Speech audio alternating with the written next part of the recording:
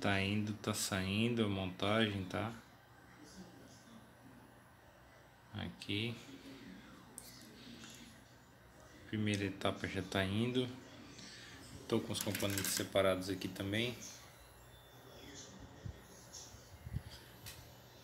Esquema elétrico é esse.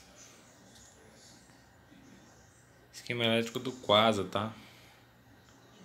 O Quasa 3.300, tá?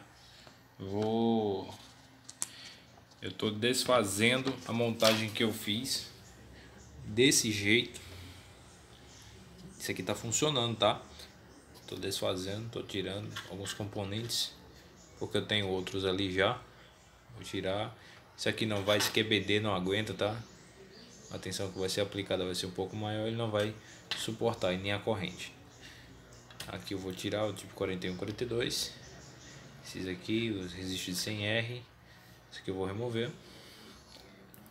E vai ficar nessa plaquinha um canal esquerdo e um canal direito, tá? Um invertido do outro. Aqui o meio vai ser o negativo, né? O menos B da fonte, mais B e mais B.